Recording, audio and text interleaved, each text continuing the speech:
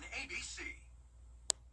David Muir, the most watched newscast in America. And now, ABC's World News Tonight has won the Emmy for Best Live News Program for the third year in a row. Time and temperature, brought to you by your local Honda dealer. Time to play America's favorite jackpot game. This is Powerball. Good evening, America. I'm Laura Johnson. Tonight we have another life-changing jackpot for you. It's worth an estimated $308.5 million. So get those tickets out. Let's play. That first number up is 33. Followed by the number 28. Tonight we're going to meet Brandon Stevenson, who won $1 million playing Powerball. Congratulations, Brandon. Now for the rest of those numbers, we've got 42, 11, rounding it out with the number 8. Your Powerball number tonight, good luck everyone, is 2, and your Power Play multiplier is 2. Right now on News Channel 6 at 11, rural health care facilities across the U.S. could be closing their doors soon. A look at which hospitals that could be at risk. And also ahead, replacing Alvin Mason. How Augusta commissioners are looking to fill the District 4 seat. And students are back in the classroom in Aiken County. How the cell phone ban impacted kids across the Palmetto State. Introduced at 11 starts now. Live from Television Park, this is WJBF News Channel 6 at 11. Good evening, everyone. I'm Dee Griffin. Thanks so much for joining us. Coverage you can count on begins as the American Hospital Association says rural hospitals in Georgia could lose $540 million over the next 10 years. Experts say some are at immediate risk of closure and say this could have ripple effects to the state's economy. Arjit Chaudhry reports. A new report by the Center for Quality Healthcare and Payment Reform shows 700 rural hospitals are at risk of closure across the country, or about one-third, and that includes 300 at immediate risk. In Georgia, of the 71 rural hospitals, 20 are considered at risk, and 9 are considered at immediate risk. We've lost about 10 or 12 rural hospitals and counties out of the state. They are primarily Medicare and Medicaid facilities in terms of their primary sources of revenue. They have insured patients, but if you have, say, cancer or heart ailment, you are more likely to go to one of the more regional power centers, Phoebe Putney down in Albany, and some medical centers in Georgia and Macon, any number of hospitals in Atlanta. This report shows that the primary reason is due to patient services, which means that it costs the hospitals more to deliver care than what insurance companies will pay them to cover those costs. You have dozens of hospitals in Georgia right now for insurance and other reasons that don't have a maternity ward, so you can't have a baby delivered. You will probably see more hospital closures over the next 10 to 20 years just based on realities. The report also outlines that the closure of rural hospitals would force residents in that area to travel longer distances for basic care, maternal care, lab testing, and emergency care, and that the change of payment structure is needed to prevent rural hospitals from closing. You have hospitals that have limited surgical capabilities based on the doctors that they can lure to stay and work in that community. So the quality of health care isn't necessarily completely suffering because, again, patients can go to the regional facilities. But in an emergency situation, in a trauma situation, those hospitals aren't there, people will die. Since 2005, 9 rural hospitals in Georgia have shut down. Reporting in Atlanta, Arjit Chaudhry, Atlanta Bureau Chief. The Chief Executive Officer of Washington County's Regional Medical Center released a statement about rural hospitals in Georgia in risk of closing. It reads in part, quote, there are several lists online and in the media, but some of which indicate our hospital may be in danger of closing due to these cuts. While these reports may raise concerns, we want to reassure you Washington County Regional Medical Center is financially solid and in no danger of closing, end of quote. You can read the full statement on our website, WJBF.com. Well, it's time now for our first check of our weather with Chief Meteorologist Jennifer Tranchi joining us. And, okay, I'm looking and your radar looks clear right now, but of course things could change any second. I see some green popping up over there.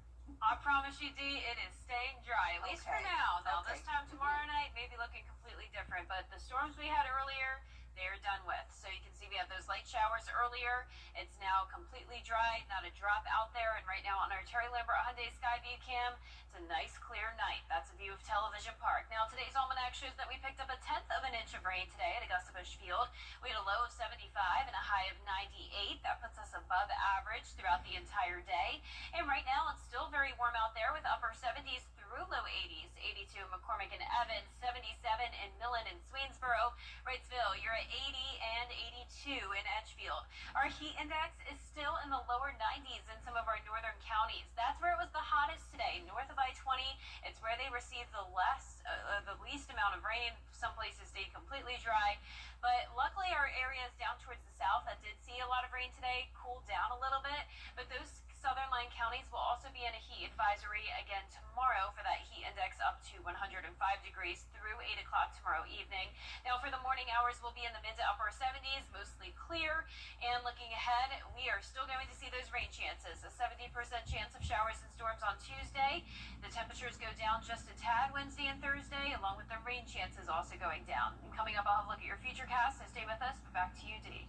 All right, we'll see in a few minutes. In January, South Carolina Public Schools adopted a new cell phone policy, and the results are in. After just one semester of no phones in public schools, teachers believe students are more engaged in class and less distracted. A new survey from the South Carolina Department of Education shows more than 90% of teachers who filled out the survey say their students were focusing more on instruction since this program was put in place. Students are able to focus on learning during the school day. They also perceive that they're less likely to see other specific behaviors as student conduct issues at their school. Teachers and students are seeing the results that they want to see. They're seeing students spending more time on task. They're seeing less disruptions in their classroom. State leaders are figuring out how to create a follow-up survey to get feedback from students as well. Well, you can save some money on those back-to-school shopping supplies in South Carolina. The tax-free weekend starts August 1st and runs through August the 3rd. You can buy things like school supplies, electronics, clothes, and other big items without the state's 6% sales tax added.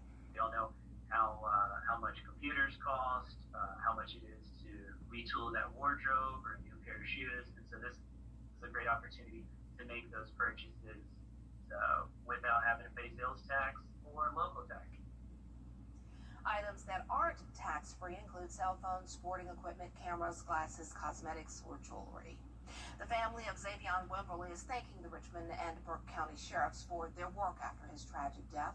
Xavion was killed in a hit-and-run on Deansbridge Road in May. Authorities arrested the driver and later charged another suspect with allegedly stealing from Xavion at the scene. The sheriffs from both counties worked together to bring justice.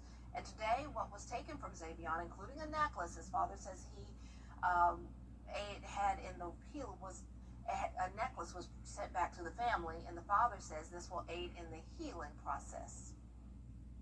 We didn't want to believe someone took it. We were thinking it was lost. But after we finding out that someone actually took my son's our son's belongings, and not only taking it, he was wearing it. It's a relief to know that we have a piece of him back, because that was something that we knew he was wearing. Wimberly presented each sheriff with a wooden placket and a pocket knife with his son's name on it to the deputies. A call to get the Augusta Commission back to full strength. It's been more than a month since Alvin Mason resigned his 4th District seat and left the commission a member short. But that could change after Tuesday's meeting. George Escala explains. Alvin Mason said goodbye to the Augusta Commission 5 weeks ago. Now the call for city leaders to do their job and fill the seat. We got a lot of things on the table that the community is dependent upon us to make decisions on. And having such a gap like that in District 4, we owe it to everyone involved to get the process moving. To get the commission back to full strength, 6 commissioners need to approve a nominee. We're going to go in tomorrow to the meeting and listen to the nominations, and I guess we might take action tomorrow, we might not. Whoever the commission appoints to replace Mason will see a lot of election action if they want to remain in the seat, because there will be a special election this year, and the seat is up again next year. So whoever is appointed, we would have to have a special election in November, so they would have to run for that, and then they would have to turn around and run again in May. Whoever decides to run is going to be pressed with, hey, you got to run November, got to run in May, and so it's going to be not an easy challenge for somebody. Many times commissioners can't come to an agreement on an issue, but city leaders believe there will be a decision at Tuesday's meeting. I'm optimistic about that. I'm optimistic that we all realize that with everything we have on the table, that we've got to get this filled. In Augusta, George Escala, WJBF News Channel 6. Help is coming for Aiken neighbors frustrated by discolored water. The city is starting a major cleanup aimed at clearing out old pipes. Starting today, crews will begin unidirectional flushing. Crews will work through 4 zones over the next several weeks. Phase 1 is flushing, followed by pipe replacement if problems persist. Zone 1 on the north side runs July 23rd through July 29th. I think economical for the taxpayers. It addresses those sediments and residue that's in the system, but then where there's persistent or stubborn instances of that, you can do your line replacement. You clean the older part, basically the downtown, the grid, the historic grid of the city is where the oldest water lines are. And the water's safe to drink, they say, but you might see some discoloration. If it turns brown, just run your faucets for a few minutes to flush it out. An interactive map with the zone areas is online now, and the link is on our website, WJBF.com. Well, coming up, a new lease on life for a local veteran, what a local national nonprofit did to meet his needs after the forecast. And it will stay dry tonight through tomorrow morning, but afternoon storms expected with some widespread rain in the evening. Another hot day on tap as well with that severe weather potential. I'll have your full Viper 6 forecast after the break. Goodbye. I'm Mike Costello of the Mike Costello Law Firm. You've been in a car wreck and the insurance company calls to speak with you. Don't speak to them. I repeat, don't speak to them. Call us today. The Live Viper 6 Skyview Network, sponsored by Terry Lambert Hyundai. Now, your most accurate forecast with WJBF Live Viper 6. Welcome back. Here's a live look in on our Terry Lambert Hyundai Skyview cam in North Augusta. It's a clear night with no rain in sight. 81 degrees, feeling like 86 with just a light wind out of the west. Dew points are in the mid-70s and visibility looks good. Now around the CSRA, we're down to 77 in places like Barnwell and Swainsboro, up to 82 still in Evans and Saluda. And on satellite and radar, we do still have some high-level clouds, but no more rain expected overnight or through tomorrow morning. But notice we have this stalled frontal boundary with an area of low pressure that's developed. This will trigger some showers and storms tomorrow afternoon. It will bring us plenty of moisture on top of the heat. That always leads to some storms. So for tomorrow morning, a great start to the day, no rain to worry about. We will be up to 90 by noon, then 94 in the afternoon with showers and storms popping up like popcorn. Now, any of those storms could contain some damaging wind gusts up to 60 miles per hour on top of the heavy rain and frequent lightning. Now, a concern for tomorrow is the possibility of back-building storms where they just continue to grow and expand and dump a lot of heavy rain over the same area for a long period of time. And some of that rain could be widespread during the evening. So that means there is a flash flood threat, slight risk of that for parts of the area, then a marginal risk from Columbia County back towards the west. Nonetheless, all counties have that chance of excessive rainfall with a 70% chance for a Tuesday. Scattered showers and storms still sticking around Wednesday and Thursday, but then a mostly dry weekend as we start to heat back up again. But here's our futurecast tomorrow at 6 a.m. We'll have a wind coming in from the north. It'll be slightly cooler for tomorrow. At least we won't be near 100 like we were today. But this front, like I mentioned, still bringing plenty of moisture, showers and storms popping up along with the heat and humidity. Low pressure will start to shift down towards the south near the Gulf. So Wednesday morning, we're going to be dry just with some cloud cover. But our southwestern counties in particular could still see some scattered showers and storms Wednesday afternoon and evening as that system starts to make its way out of here. And then those rain chances pick back up a little bit Thursday and then go down again over the weekend. So rain chances every day nonetheless, and you can see tomorrow at noon it will be dry up until that point. Now once we get to around 1, 2 o'clock, some isolated storms. The threat of severe weather really looks to be between 4 to 7 o'clock in the evening, and then once we get into the late evening hours, this rain starts to merge together, and it looks like more so just a widespread rain and a lower severe weather threat at that point. you can see the high temperatures go down to the low 90s Wednesday, Thursday, and Friday, and we're right back to the upper 90s on Sunday. The heat continues into next week. But those lows for tonight will be in the middle 70s. Highs tomorrow will be in the mid to upper 90s. And that 10-day forecast is showing a 40% chance of rain and storms still on Wednesday, 50% on Thursday, and then down to a 20% chance Saturday, just isolated storms. Overall, a mostly dry weekend as we heat back into the upper 90s. Now back to you, Dee. All right, thanks so much. Army Captain Joseph. GeekGeek.com. To get the weather, you need to see the whole picture. That's why Live Fiber 6 gives you the Skyview network. Get a live view of traffic and weather from all over the CSRA. Available online 24 hours a day at WJBF.com and the free Live Fiber 6 mobile app. The WJBF Live Fiber 6 Skyview network, powered by Terry Lambert Hyundai. Low prices, big selection, and committed to quality customer service.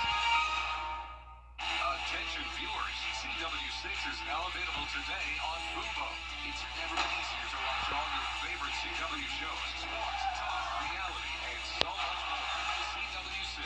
Watch it today on Fubo. Get the latest video in one click at WJBF.com. The WJBF Live Fiber 6 Skyview Network is sponsored by Terry Lambert Hyundai. Low prices, big selection, and committed to quality customer service.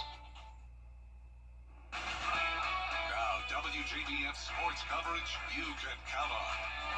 And 3 seasons in, Washington Wilkes head football coach is learning what it means to follow after a legend. Though Alex Bradford isn't new to the Washington Wilkes Tigers, he's still fairly new as a head coach.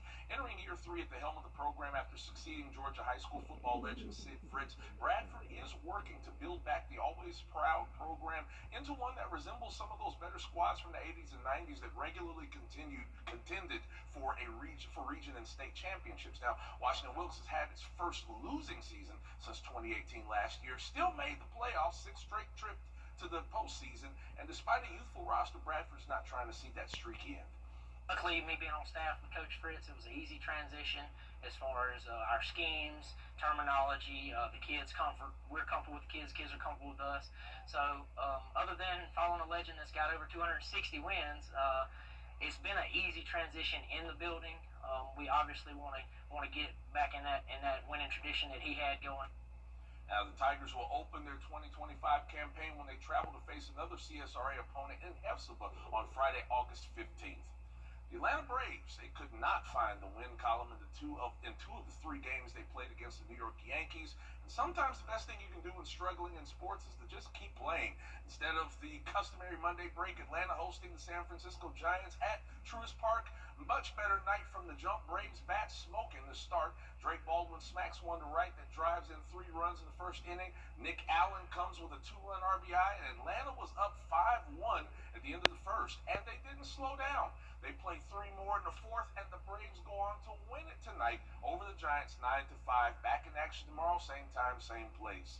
Now, not to be contradictory, but remember how I said playing through a slump may be the best thing to do? Well, maybe not so much if you're the Augusta Green Jackets. After last night's historically bad 7th inning collapse where they surrendered 11 runs to turn a 3-2 deficit into a 14-2 loss, the home team might actually have needed that break today.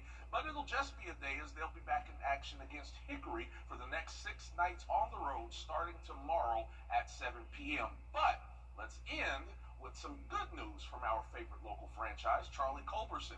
He's the newest member of the Green Jackets Hall of Fame. Culberson, a Calhoun, Georgia native, spent 11 years as a major leaguer, spending time with the Atlanta Braves after being originally drafted by the Giants back in 2007 out of Calhoun High School. Now, Culberson spent 2 years with the Jackets in 2008 and 9 through 213 games. Former Jacket will throw out the ceremonial first pitch at SRP on August 22nd when the Jackets and Columbia Fireflies meet. Culberson is the 8th player to be inducted into the Green Jackets Hall of Fame. That's all we've got for sports for now. We'll be back after this break. A serious accident creates a lot of right now problems. You're worried about your injuries, the medical bills, and whether you'll get stuck paying for it all. You shouldn't have to chase after a lawyer to get the help you need. With me, you won't have to. I'm Austin Jackson, your guy in Augusta. If you've been injured, my team will get to work right away. And you don't have to pay a us anything unless we get money for you. Injured? Call Austin Jackson, the Augusta guy. 706-724-7224. Back to school starts now at Hamrick's. Get your home and kids ready with unbeatable deals store-wide. Sheet sets up to 70% off and comforters for just $20. Tons of school supplies at prices that can't be beat. Electronics, decor, and storage, $10 and under. Bath, laundry, and stationery items, just $5. And kitchen appliances, starting at only $10. Amazing deals on everything the family needs for a great back to school. Only at Hamrick's. Popeyes is getting sucked. The CSRA is full of amazing women. Women who inspire. Women who innovate. Women who lead. That's why News Channel 6 brings you Women to Watch. On the last Wednesday of each month, News Channel 6 recognizes local businesswomen who are making a positive impact in our community. Nominate someone today at WJBF.com. Sponsored by Goodwill. I'm not Judge Judy. Duh. But I've worked with her for years. And she's a real sweetheart. I eat people like you for breakfast. Judy is back with all new cases. Lost your mind. Justice. Weekdays at 3 on News Channel 6. Our 10-day forecast is showing another hot day tomorrow, a high of 96, with a high chance of rain and storms as well. So the storms could be strong to severe. We could have some minor flash flooding, but the good news is that when the rain does move in, it will cool us down quickly. Then we'll be back to seasonable temperatures the rest of the week with rain chances sticking around. I'm counting down to that 91 on Thursday.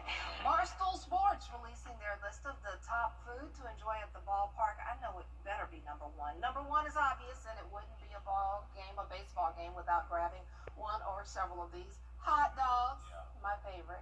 Number two, cheeseburger. Popcorn, sausage, and pretzel round out the top five. Tons of fans weighed in on the poll and social media, with many frustrated that chicken tenders and fries were off the list. My son would be disappointed too because he loves those chicken tenders and fries.